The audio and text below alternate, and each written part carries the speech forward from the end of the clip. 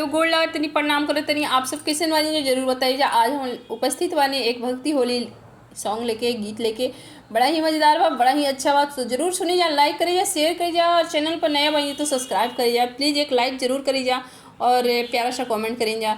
जरूर सुनी जा, तो सुनी जा ये भक्ति होली गीत। भोला गईले ससुराल रंगवा लगावे सरहजिया। भोला गईले ससुराल रंगवा लगावे सरहजिया। भोला गईले ससुराल रंगवा लगावे सरहजिया। रंगवा लगावे या बिरवा लगावे। रंगवा लगावे बिरवा लगावे। भोला गईले ससुराल रंगवा लगावे सरहजिया। भोला गईले ससुराल रंगवा लगावे सरहजिया। केई देला कुरसी, केई हो मीठा पानी। केई देला कुरसी, केई हो मीठा पानी। आहे केई पूछला समाचार, रंगवा लगावे सरहजिया।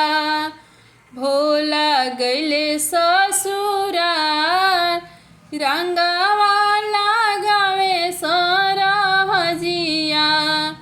भोला गईले ससुराल रंगवा लगावे सरहजिया। साली देली कुरसी, साली हो मीठा पनिया।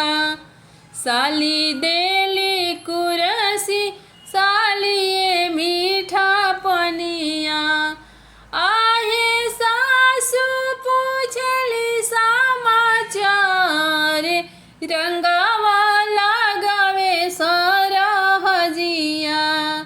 आहे सासु पूछली समाचार, रंगवा लगावे सरहजिया। भोला गईले ससुराल रंगवा लगावे सरहजिया। भोला गईले ससुराल रंगवा लगावे सरहजिया। सासु देली कुरसी, हो सरहज मीठा पनिया। सासु देली कुरसी,